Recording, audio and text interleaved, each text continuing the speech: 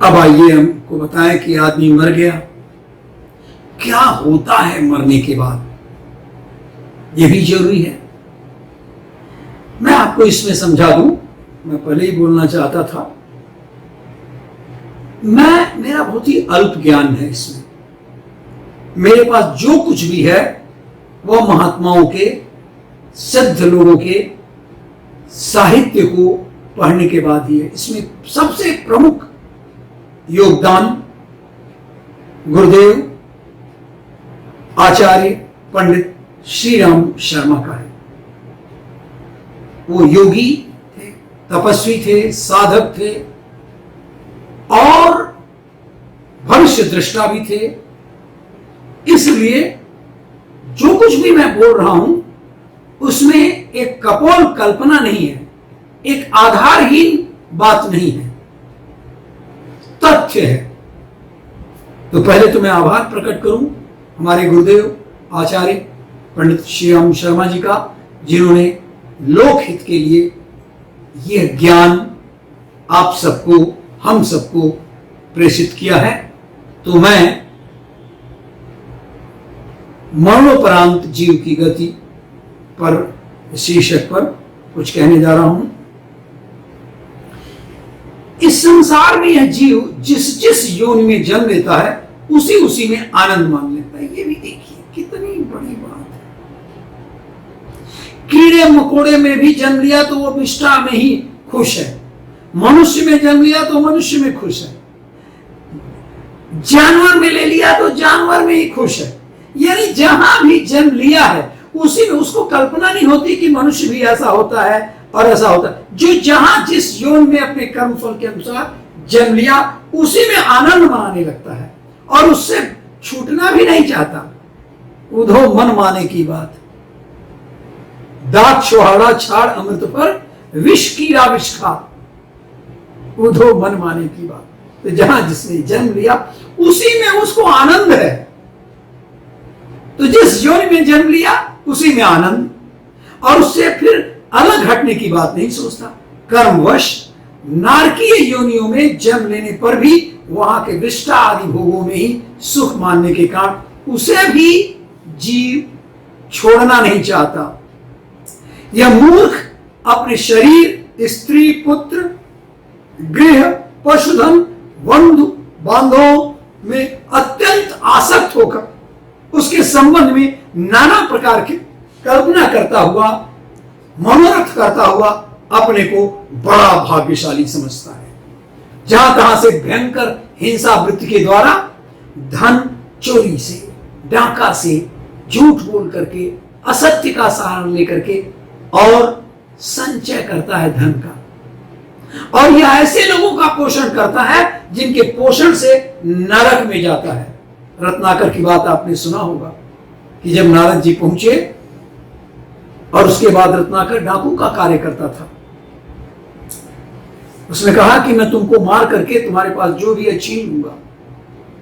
उन्होंने कहा भाई मुझे तो मार करके छीन लोगे ठीक है, लेकिन ये जो पाप कर्म कर रहे हो, क्या तुम्हारे माता पिता और परिवार इससे सहमत है? क्या तुम्हारे इस पाप कर्म का जो नरक भोगोगे क्या उससे सहमत हैं? उसने क्यों नहीं होंगे, हमारे माता पिता हैं, मैं कमाता हूं, उनको ले जाता हूं, उनको खिलाता हूं। उसने कहा तुम जाओ पूछो, तो तुम भागना चाहते हो? नहीं, हम भागेंगे नहीं, तुम जाओ पूछो। और आपको एक कहानी छोटे में बता ही दिया, तो शुरू कर दिया कि उसके बाद वो घर जाता है और सबसे पूछता है। सभी मना कर देते हैं। हम लोग सोचते हैं कि तुम कहीं से कमा रहे हो और बेटा हो, पति हो, हाँ, और पिता हो, इसलिए आए हो तो खा रहे हैं, लेकिन हम क्यों तुम्हारे पाप में भागी होंगे? तब उसको लगता है और फिर उसके बाद से वो आता है और नारद जी के चरणों में गिर जाता है। फिर नारद जी उसे अपना राम नाम का मंत्र देते हैं और बाद में यही वाल्मीकि होते हैं जिन्होंने वाल्मीकि रामायण की रचना की। मेरा मतलब ये है कि हम जो झूठ बोलते हैं, हम जो करते हैं और पूरे परिवार को उसमें सम्मिलित करते हैं, उसमें आपने जो दुष्कर्म किया है, आपने झूठ फरेब हिंसा जो किया है, उसमें आप ही भोगेंगे, उसमें परिवार नहीं भोगेगा, दूसरा कोई नहीं भोगेगा। वो जो आपने किया हो वो खाना तो ले लेगा, वो सुख तो ले लेगा, लेकिन आपके पाप का भागीदार नहीं होगा। वृद्धावस्था के कारण हमारा रूप बिगड़ जाता है, शरीर रोगी हो जाता है, अग्नि मंद पड़ जाती है, भोजन और पुरुषार्थ दोनों ही कम हो जाते हैं और मनुष्य या कोई भी जीव मरणोन्मुख होकर घर में पड़ा रहता है। कुत्ते की भांति स्त्री पुत्रादि के अपमान पूर्वक दिए हुए टुकड़े को खा करके जीवन निर्वाह करता है। क्या कर सकता है? बिस्तर पर पड़ा हुआ, चाहे डांट के दे, चाहे रोक के दे, चाहे आधा जाए, चाहे पूरा दे, चाहे सुखपूर्वक दे, चाहे नाराज होकर के दे, उसको इसीलिए कुत्ते के समान कहा हूं कि इसमें तुम्हारी अपनी कोई मर्जी नहीं है और उसी को खा करके जीवन निर्वाह करना पड़ता है।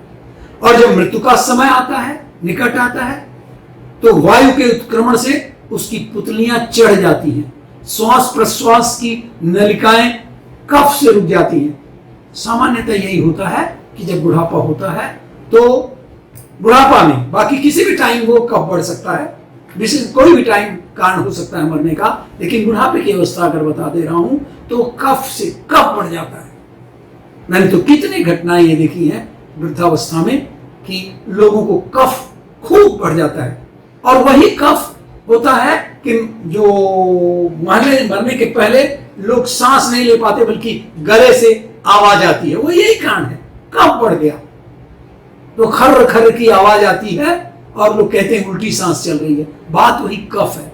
तो सांस प्रश्वास की नलिकाएं कफ से रुक जाती और यह अपने आप जिसको जब पाता है शोकातुर बंधु बांधवों से घिरा हुआ पड़ा रहता है और मृत्यु पाश के वशीभूत हो जाने से उनके बुलाने पर भी नहीं, वो अंदर है सोच, अंदर है बात, लेकिन बोल नहीं पाता। और इस प्रकार जो मूढ़ पुरुष,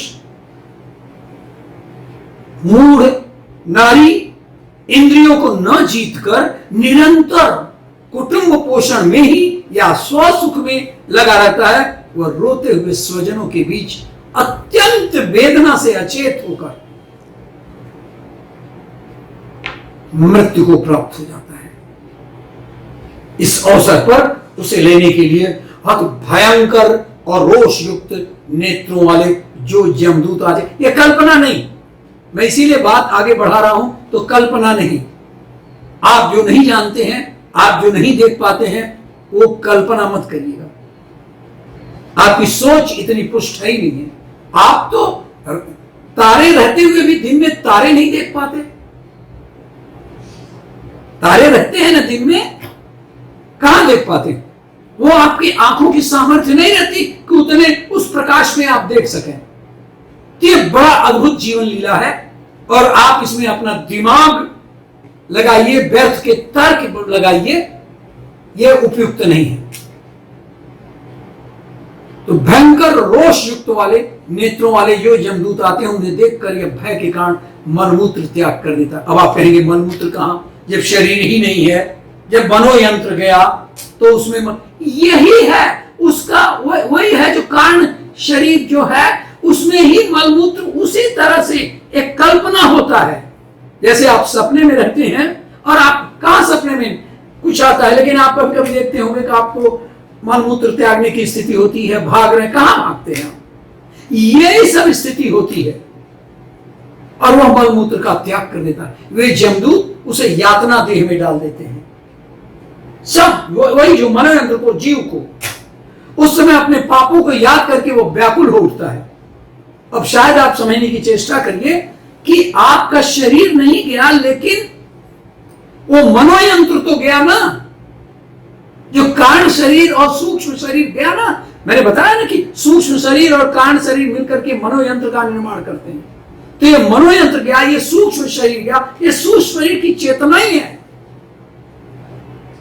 अपने पापों को याद करके व्याकुल हो उठता है, घबरा उठता है, कलपने लगता है, रोने लगता है। भूख प्यास उसे बेचैन कर देती है, उसे ही भूख लगती है तथा धूप, दावानल या लू से वह तप जाता है। यमदूत सब ये कल्पना करेगी जिस तरह से सपने में होता है। सपना जो होता है वो इस दुनिया का है और वो मरने के बाद की दुनिया है। यमदूत उसकी पीठ पर कोड़े बरसाते हैं, बड़े कष्ट से उसे चलना पड़ता है। मूर्छा आ जाती है, चेतना आने पर फिर उठता है। वो इतने लंबे मार्ग को 2 ही 3 मुहूर्त में तय करके वह नरक में तरह तरह की यातनाएं भोगता है। यमपुरी के कुत्तों और गिद्धों द्वारा जीते जी उसकी आंतें खींच ली जाती।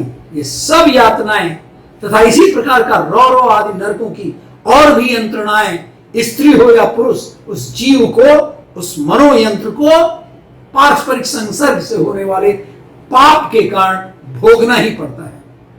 और इस प्रकार अनेक कष्ट भोगकर अपने कुटुंब का ही पालन करने वाला अथवा केवल अपना ही पेट भरने वाला जीव कुटुंब और शरीर दोनों को यही छोड़कर मरने के बाद अपने किए हुए पापों का ऐसा ऐसा फल भोगता है जो जीव पाप की कमाई से ही अपने परिवार का पालन करने में व्यस्त रहता है, वह अत्यंत और भी घोर नरक में जाता है, जो नरकों में चरम सीमा का कष्टप्रद स्थान है। मनुष्य जन्म मिलने के पूर्व जितनी भी यातनाएं हैं तथा सूकर, कुकर आदि, कुत्ते आदि योनियों के जितने कष्ट हैं, उन सब को क्रम से भोग कर शुद्ध होकर वह फिर मनुष्य योनि में जन्म लेता है। यहां पर रुकूंगा, मैं आपको समझाऊंगा कि बहुत दुष्कर्म क्या, हमें तो लगता नहीं, हमें तो जीव में लगता है कि हम केवल ऐसे ही आए हैं, ऐसे ही आए हैं। हमारे केवल भारतीय संस्कृति में पुनर्जन्म की बात है और बहुत अच्छी बात है, आगे मैं बताऊंगा।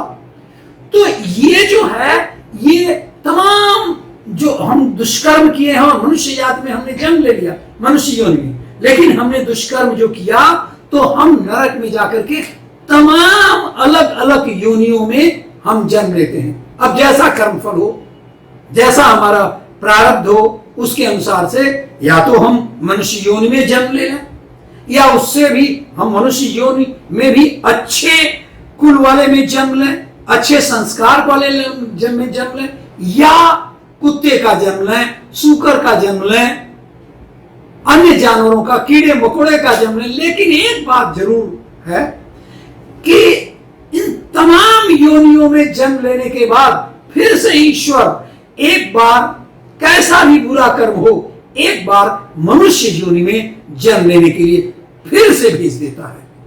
तो ठीक है, सारे योनियों में हो गया, अब तुम्हारा साइकिल पूरा हो गया, चक्र पूरा हो गया, एक बार फिर मनुष्य योनि में भेजता हूं और देखता हूं कि तुम वहां पर फिर से, इन योनियों का तो याद नहीं रहता, लेकिन बाहर के जो मनीषी हैं, गुरु हैं, आचार्य हैं, सिद्ध लोग हैं, योग बली लोग हैं, ये सब लोग जैसा बताते हैं उसके अनुसार कर्म करके और हम मनुष्य योनि में जो प्राप्त हुआ है उसको हम लोग उसको ठीक करें, ताकि सैकड़ों, हजारों, लाखों योनियों में न जाकर के और हम मरे तो मनुष्य योनि में फिर जन्म लें। और मनीषी तो ये भी कहते हैं कि ये सब इतने कर्मफल हो जाए कि एक जन्म नहीं तो 2-4 मनुष्य जन्म में या 10 मनुष्य जन्म में जब भी हो, और हम इस जन्म मृत्यु से अलग हो जाए, हम मुक्त हो जाए। क्योंकि इतना कष्ट है जन्म में और इतना कष्ट है मृत्यु में और इतना बुरा जीवन है जो हम करते हैं। तो मनुष्य योनि जो मिली है, ये किससे मिली है कि हम अपने जीवन की सार्थकता को रखें और हम अपने लिए ऐसा कर्मफल बनाएं कि हम या तो हम जीवन मुक्त हो जाएं, जन्म और मृत्यु से मुक्त हो जाएं, और अगर नहीं हो जाएं तो फिर से मृत्यु जन्म, सबसे पुनः मनुष्य जन्म ही हो, और मनुष्य जन्म हो तो हम और आगे काम करें, ताकि एक न एक दिन हमारे कर्म की राशि, हमारे अच्छे कार्यों की राशि इतनी ज्यादा हो जाए कि हम फिर से एक बार हम लोग मनुष्य योनि से आते आते और हम लोग इस जीवन और मृत्यु के बंधन से मुक्त हो जाए। आइए हम मनुष्य योनि को प्राप्त हुए जीव की गति का वर्णन करें। जब जीव को मनुष्य शरीर में जन्म होता है तो वह भगवान की प्रेरणा से अपने पूर्व कर्मानुसार देह प्राप्ति के लिए इस स्त्री के उदर में प्रवेश करता है। सब जानते हैं, 5 रात्रि में वो बुलबुले के समान हो जाता है, 10 दिन में बेर के समान कुछ हार्ड हो जाता है, उसके बाद अंडे के रूप में परिणत हो जाता है। 10 महीने का जीव गर्भ में ही जब इस प्रकार के विवेक संपन्न होकर भगवान की स्तुति करता है, भगवान की प्रार्थना करता, अब नहीं, ये नरक से हटाइए। अरे उस गर्भ में रहता है जहां कीड़े मकोड़े तमाम विष्टा तमाम है, वो तो उसकी छन्नी है और कवच है जिसके कारण उसका शरीर, लेकिन वो सब देखता है कि हम इतने नरक में हैं। तो वह इस एकदम ईश्वर की स्तुति करता है, प्रभु इस नरक से हटाइए। तब उसका मुंह, जो शिशु है उसका मुंह नीचे की ओर होता है, प्रसव काल की वायु तत्काल बाहर आने के लिए ढकेलती है। उसके सहसा ढकेलने पर वह बालक अत्यंत व्याकुल हो नीचे सिर करके बड़े कष्ट से बाहर निकलता है। उस समय उसके श्वास की गति थोड़ी देर के लिए, अत्यंत थोड़ी देर के लिए रुक जाती है, श्वास की गति, और पूर्व स्मृति वही पूर्व स्मृति नष्ट हो जाती है। अब लाखों में ऐसा भी कभी होता है कि थोड़ी थोड़ी स्मृति रह जाती है कहीं स्ट्रक्चर में, लेकिन वो भी 10-12 साल के बाद से, 5 साल के बाद या 3 साल के बाद से वो भी स्मृति नष्ट हो जाती। कभी कभी ऐसा भी हुआ है, आप लोगों ने पढ़ा है, सुना है, देखा है। तो पृथ्वी पर माता के रक्त और मूत्र में पड़ा हुआ वो बालक विष्ठा के कीड़े के समान छटपटाता है, और उसके बाद से उसका गर्भवास का सारा ज्ञान जो नष्ट हो गया है, और फिर बाल्य और किशोर अवस्थाओं के दुख भोग कर वह बालक युवा अवस्था में पहुंचता है। खोटी बुद्धि वाला वो अज्ञानी जीव 5 तत्वों में, 5 भूतों से रचे हुए इस देह में मिथ्याभिमान के कारण निरंतर मैं, मेरेपन, मेरी बुद्धि, मेरा शरीर अवमान करके रहने लगता है, जो शरीर इसे वृद्धावस्था आदि अनेक प्रकार के कष्ट ही देता है, और अविद्या और कर्म के सूत्र से बंधा रहने के कारण सदा इसके पीछे लगा रहता है। उसी के लिए वह तरह तरह के कर्म करता रहता है। जीव को किसी और का संग करने से जितना दुख नहीं होता, जितना मोह नहीं होता, जितना बंधन नहीं होता, जितना कि स्त्री और स्त्रियों के संगियों का संग करने से होता है। एक बार आपको बताई दे रहा हूं, एक बार अपनी पुत्री सरस्वती को देखकर ब्रह्मा जी भी उसके रूप लावण्य से मोहित हो गए थे। ब्रह्मा जी और उनकी पुत्री सरस्वती थी अनिंद अनिंद अनिंद सुंदरी, और उसके रूप लावण्य से मोहित हो गए थे। उसके पीछे जब वो भागने लगी तो ये नहीं दिखा कि ब्रह्मा जी जा रहे हैं, तो मृगी रूप में होकर के भागने पर उसके पीछे निर्लज्जता पूर्वक वो मृगी बन गई सरस्वती जी, तो ये मृग रूप होकर के दौड़ने लगे ब्रह्मा जी। सरस्वती जी क्या हो गई? मृगी बन गई, भागने लगी, कोई देखा ना उनको। नारायण को छोड़कर ऐसा कौन पुरुष होता है जिसकी बुद्धि स्त्री रूपिणी माया से मोहित न हो? स्त्री में आसक्त रहने के कारण तथा अंत समय में स्त्री का ही ध्यान रहने से जीव को स्त्री योनि प्राप्त होता है। वो तो बहुत तरह से बताया गया है, सारे अच्छे श्रेष्ठ साहित्यों में बताया गया है कि जो जैसा मरते वक्त विचार करेगा या जिसकी लिप्सा जहां होगी वो उसी जीव को प्राप्त कर लेगा। पुरुष अगर बहुत ज्यादा स्त्री यौन के बारे में सोचता है, स्त्रियों का संसर्ग रहना चाहता है, तो बाद में या स्त्री का मरते वक्त भी ख्याल रखता है, तो उसे स्त्री यौन को प्राप्त हो जाता है। और स्त्री यौन को प्राप्त हुआ जीव पुरुष रूप में प्रतीत होने वाली माया को ही, अब देखिए स्त्री यौन प्राप्त हो गया तो माया को ही धन पुत्र और गृह आदि देने वाला अपना पति मानता रहता है। कहां का पति, कहां के पति? लेकिन जीव के उपाधिभूत लिंग देह के द्वारा, उपाधिभूत का मतलब ये कि जो लिंग देह है, ये जीव एक लोक से दूसरे लोक में जाने के लिए नहीं है, ये तो इस दुनिया में है, लेकिन एक लोक से जब दूसरे लोक में जाता है तो वह सूक्ष्म शरीर हो जाता है और अपने प्रारब्ध कर्मों को भोगता हुआ निरंतर अन्य देहों की प्राप्ति के लिए दूसरे कर्म करता रहता है। जीव का यह लिंग शरीर यानी यह सूक्ष्म शरीर तो मोक्ष पर्यंत उसके साथ रहता है, तथा भूत, इंद्रिय और मन का कार्य रूप स्थूल शरीर इसका भोग शरीर है। इन दोनों का परस्पर संगठित होकर कार्य करना न करना ही प्राणी की मृत्यु होती है। मैंने बताया था कि ये जो देह यंत्र है और मनोयंत्र है वही है। ये दोनों जब इन दोनों में लिंक नहीं रह पाता, इन दोनों में जब नहीं होता तो क्या होता है कि उस प्राणी की मृत्यु हो जाती है और दोनों का साथ साथ प्रकट होना जन्म कहलाता है। यानी जब जन्म होता है तो देह यंत्र और मनोयंत्र दोनों साथ होते हैं, और जब मृत्यु है तो देह यंत्र अलग और मनोयंत्र अलग। इसी मनोयंत्र को ही हम लोग जीव कहते हैं। जो बुद्धिमान पुरुष हैं, विवेकी हैं, अपने धर्मों का अर्थ और भोग विलास के लिए उपयोग नहीं करते, बल्कि भगवान की प्रसन्नता के लिए ही उसका पालन करते हैं।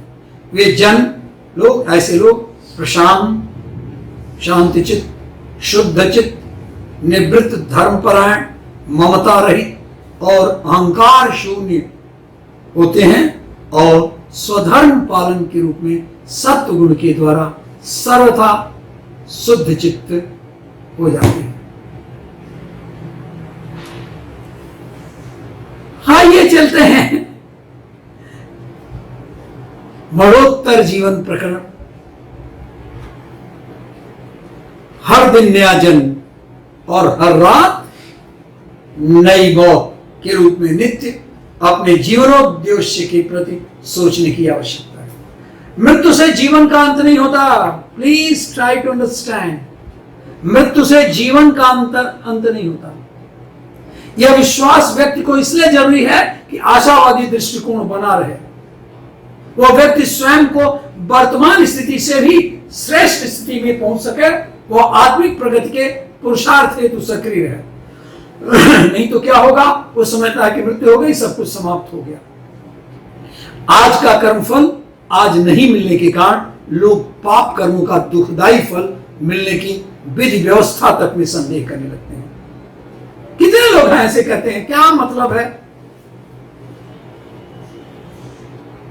ऐसा ही रहे तो क्या मतलब है, वो इतना मेहनत किया और उसको कष्ट भोगना पड़ रहा है, वो दुष्ट इतना डाका डाल रहा है, चोरी कर रहा है, तमाम दुष्कर्म कर रहा है, वो कितना सुखी है। तो जो इस व्यवस्था, जो ईश्वर की यह व्यवस्था है, इसमें जब संदेह करने लगता है तो भगवद गीता के उस समय हमें खूब अच्छी तरह से समझ लेना चाहिए, जो बताता है कि कर्मणे वाधिकारस्ते मां फलेषु कदाचन मां कर्म फल हेतुर्भूर्मा ते संगोस्त्व कर्मणि। कर्मणे वाद, आपका काम है कर्म करना। कर्मणे वाधिकारस्ते मां फलेषु कदाचन, फल की बात नहीं चाहिए, क्योंकि वो ईश्वर है ना, वो आपके कार्य की व्यवस्था सोच रहा है कि आपको क्या देना है, क्या करना है, कितना करना, कितना नहीं करना। हो सकता है कि आप बहुत अच्छा कर्म कर रहे हैं और कुछ न करें, क्योंकि उसको वो संचित कर्म में डाल दिया है, और आपके पूर्व जन्म के जो कर्म फल हैं उसमें आपको भोगना पड़ रहा है अच्छा कर्म करते हुए भी। तो ये जो विधि व्यवस्था है, ईश्वर की व्यवस्था है, ब्रह्मा की व्यवस्था है, उसमें संदेह नहीं करना चाहिए। तत्काल दुख दंड न मिलने भर से विश्वास उन्हीं का डगमगाता है जो मरने के उपरांत जीवन पर विश्वास नहीं करते। पाप का दंड अनेकानेक दुखों के रूप में मिलना निश्चित है। आप जो करेंगे उसका दंड मिलेगा, आज नहीं मिलेगा, कल मिलेगा, कल नहीं मिलेगा, अगले जन्म में मिलेगा। जो किया है उसका फल मिलेगा ही। इस मान्यता के लिए मरण के उपरांत भी जीवन बना रहने की मान्यता आवश्यक है। भारतीय दर्शन में कर्म फल की सुनिश्चितता पर बहुत जोर दिया गया है। हम इंडियन फिलॉसफी में कर्म फल सुनिश्चित है, बिल्कुल ध्रुव सत्य है, होगा ही होगा, कर्म फल मिलेगा ही मिलेगा। पर कई बार देखने में ऐसा आता है कि दुष्ट कर्म करने वाले दंड से बचे रहते हैं और पुण्यात्माओं को कष्ट सहने पड़ते हैं। तो इन उदाहरणों से जो नास्तिक होता है उसकी जो भावना नास्तिक पनपती है और वो मनुष्य उदंड बन जाता है। क्या करना है फिर? तो भगवान वो, इसीलिए उसको फिर से मैं एक बार दोहरा दूं कि कर्मणे वाधिकारस्ते मां फलेषु, मां कर्मफल हेतुर्भूर्मा ते संगोस्त्व। इसका सेकंड लाइन सुनिए, मां कर्मफल हेतुर्भूर्मा ते संगोस्त्व कर्मणि। अकर्मों में संगता मत लाओ।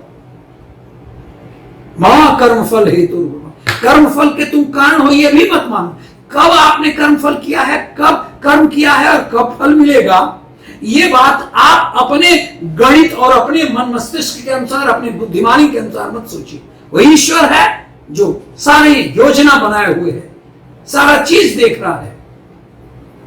तो जो नास्तिकता है कि जब ऐसी ही बात है तो मनुष्य उदंड बन जाता है, गलत। इस असमंजस का निवारण तभी हो सकता है जब स्वर्ग नरक की मान्यता एवं पुनर्जन्म के सिद्धांतों से ही हो सकता है। जब कोई सोचेगा पुनर्जन्म होगा, उस समय हमारे अच्छे कर्म का फल मिलेगा, इसलिए हम अभी कोई अपना निर्णय मत लें। मरने के उपरांत स्वर्ग नरक में अपने ढंग के सुख दुख है, और पुनर्जन्म में अपने ढंग के। परलोक में सूक्ष्म स्थिति है, और यह लोक में, यहां जो ये हमारा लोक है, इसमें स्थूल स्थिति। तो पुण्य पाप के प्रतिफल दोनों ही प्रकार के भुगतने पड़ते हैं। यह प्रक्रिया लंबी चलती रहती है। मरण के बाद सूक्ष्म शरीर होने के कारण स्थूल शरीर जैसी पीड़ा प्रताड़ना का कष्ट तो नहीं होता, किंतु तो शरीर के जैसे मान लीजिए कि एक सुई चुभाएं तो वहां कष्ट, ऐसा नहीं होगा। स्थूल शरीर जैसी पीड़ा और प्रताड़ना का कष्ट नहीं होगा, किंतु मानसिक प्रसन्नता अथवा मानसिक खिन्नता की अनुभूतियां उससे भी अधिक होती हैं। वो अंतस चेतना को प्रभावित करती हैं। विश्व का निर्माण करता बहुत ही दूरदर्शी और व्यवहार कुशल है। उसने इतना बड़ा सृजन किया है, जड़ में हलचल और चेतन में चिंतन की इतनी अद्भुत क्षमता का समावेश किया है कि किसी सूक्ष्मदर्शी को आश्चर्यचकित रह जाना पड़ता है। ऐसे सर्वसंपन्न सृष्टा से कर्म व्यवस्था के संबंध में चूक हो जाए कोई, यह सोचना अपनी ही बाल बुद्धि का खोखलापन दर्शाता है, जिसकी दुनिया में दिन और रात की, ग्रह नक्षत्रों के उदय और अस्त की, पदार्थ की प्रकृति और प्राणियों की, परंपरा की विधि व्यवस्था में कहीं राई रत्ती का अंतर नहीं पड़ता। वह कर्म फल को संदेहास्पद बनाकर अराजकता का और आत्मघात का विग्रह खड़ा नहीं कर सकता। यह उसकी महान मूर्खता है। इसलिए हम पुनर्जन्म पर विश्वास रख करके कर्म फल मिलना ही है, अच्छा हो या बुरा, यह मान करके ईश्वर की विधि व्यवस्था में हम संदेह न करें।